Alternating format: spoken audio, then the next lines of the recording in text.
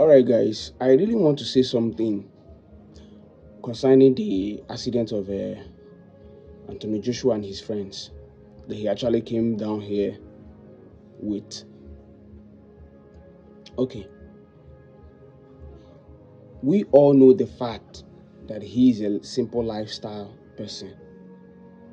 He's not a personality that likes going with securities, entourage, and the rest of it.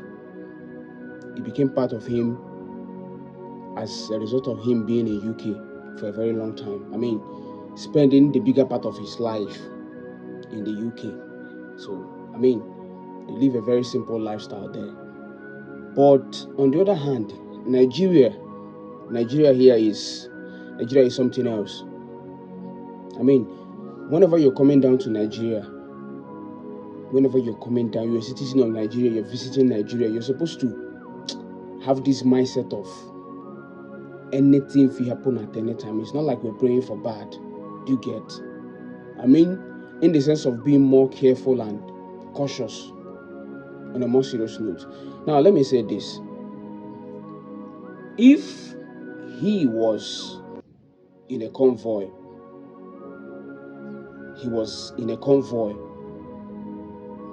normally the way someone of his caliber, somebody of his capacity should have been with a convoy. I'm not blaming him.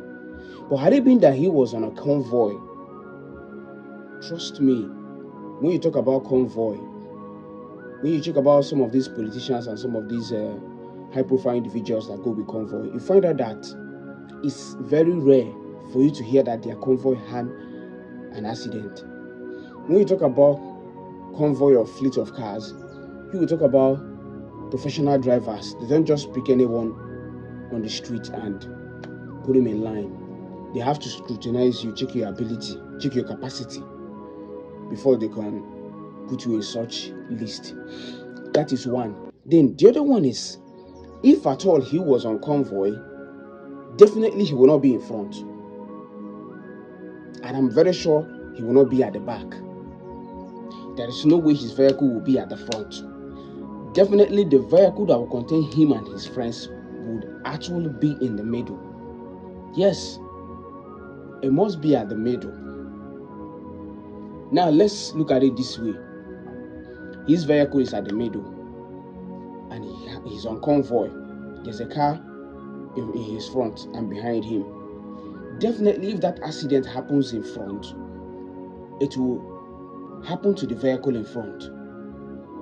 And it happens at the back, it will happen to the one at the back. There is no way it would have affected him. Now look at the life of these high-profile individuals. These boxing celebrities, they've just lost their life just like that. I mean, no one is completely to be blamed. It's an accident. Everyone saw how the SUV was completely damaged. Everyone saw it, and a lot of people are really sympathizing with him, including me. I sympathize with him as well because it's not easy. It's not about the money, the funds he has actually put in place to make sure that the kids of those his friends are well taken care of, the families are well taken care of. I mean, taking the bodies back to UK. I'm not talking about those funds. I'm talking about the emotional trauma he's actually going through. The pain,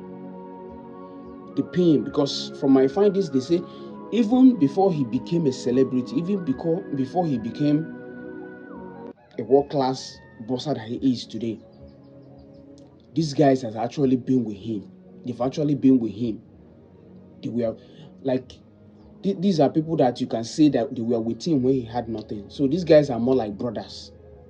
I mean, I wonder how long it's really going to take him to come off it. It's really going to take him a long time. When I mean a whole long time. And I pray he gets over it someday. Now, my advice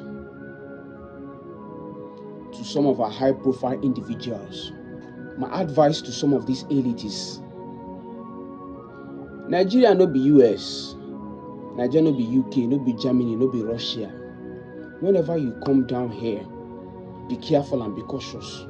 It's not like we are praying for anything bad to happen, but be cautious and be very careful. If possible, live your simple lifestyle that you live in UK. That place, they don't know, everybody seem to be on same average. Do you get? Everybody see, everyone is simple, but it's quite different here in Nigeria. Learn to be careful and cautious. It's not about you going on convoy as well. God forbid, one might get kidnapped. And trust me, if you come down in Nigeria here and you are moving about, living your kind of simple lifestyle like you live in UK or whatever, one might track you. One might get informant come down for you and get you kidnapped and start demanding for ransom, demanding for money they didn't work for. That's how it is in Nigeria. Here is a mess. I pray you come of it someday.